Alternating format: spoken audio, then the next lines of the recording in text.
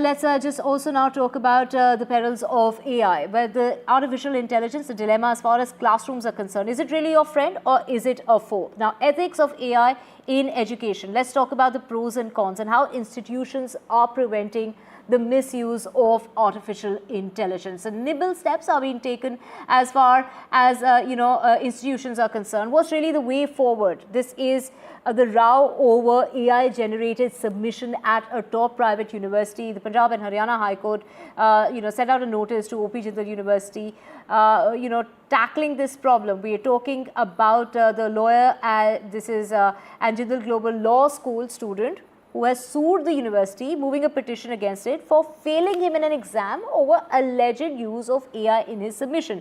In his legal filing, he's gone on to say that he didn't use AI in his original submission, as is noted by the AI detection tool, Turnitin.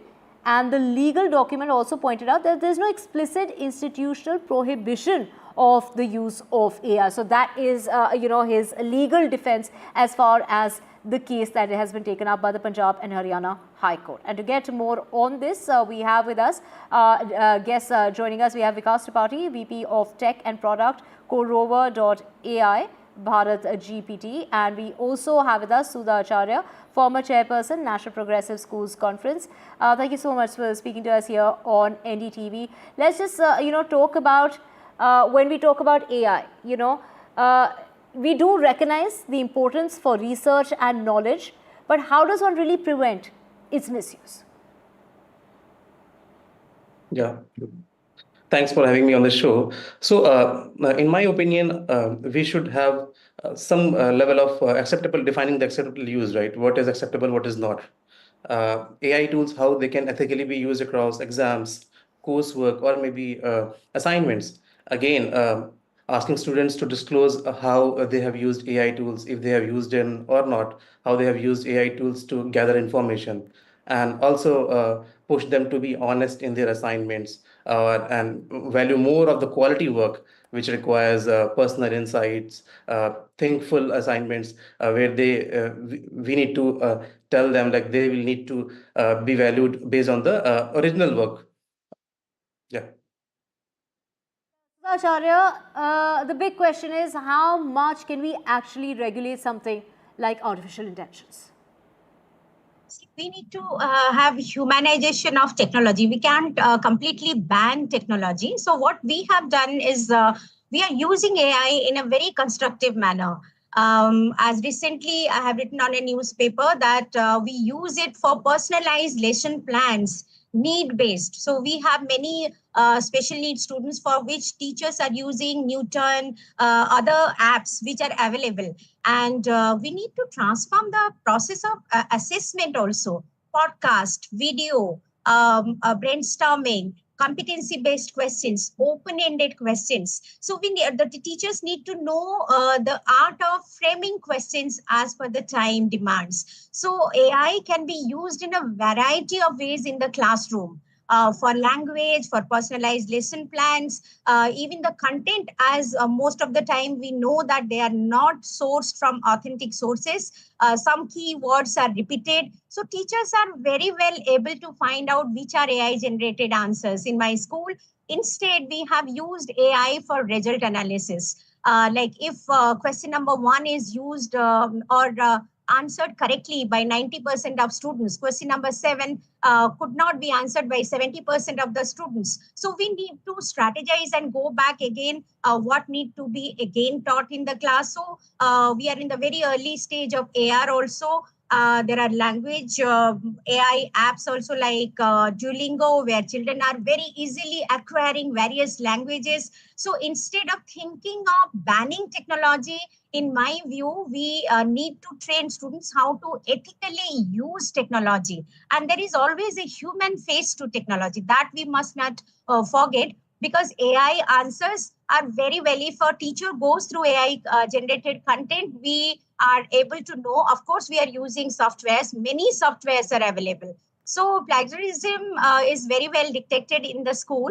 Instead, I'm trying to use online assignment, offline assignment. We have to move away from only pen and paper test. So when we are using technology, we have to be smarter than students and find out how we can control the plagiarism and use technology in a constructive way. Right, of course, Vikas Tripathi, there's an increasing level of uncertainty about the role of technology in education as we move forward. Is there a middle path here that can be adopted? Yes, in my opinion, we can have more refined tools which can detect plagiarism, not just uh, plagiarism based on web copies or internet copies. We can also have plagiarism which can models to check for whether a content is generated from AI or not, or large language models or not. Again, we also have our own large language model, Bharat GPT. We clearly mark the content that it is being generated by Bharat GPT.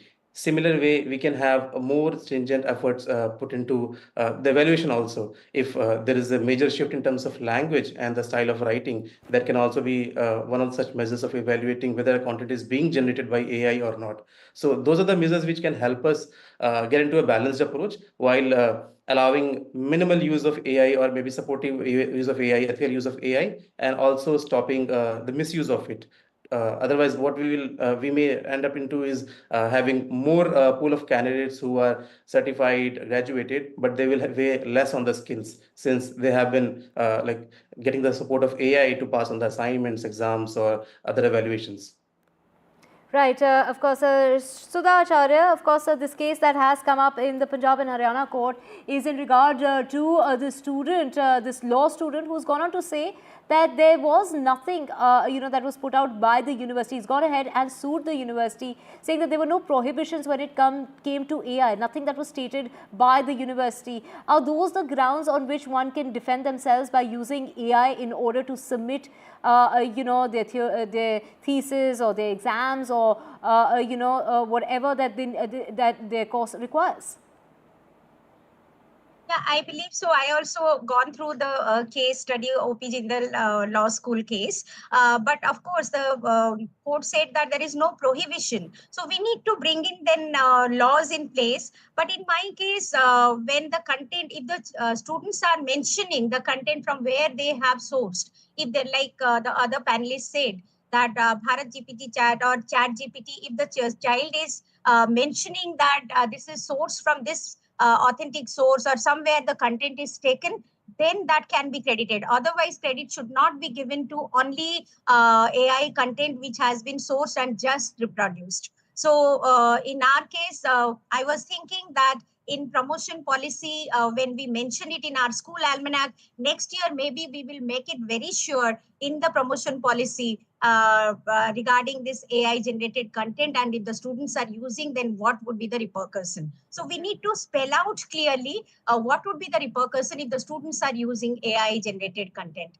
But that doesn't suffice that we should ban AI or use of technology in the classroom or in education. Right, so Sudha Acharya, they're saying there shouldn't be a complete ban on AI, and AI and technology should be tools for enhancing one's understanding and not a major focus when it comes to education. However, one needs to put it out in writing in order for AI generated content that can be used in submissions and assignments when it comes to educational institutes. Thank you so much for speaking with us this morning.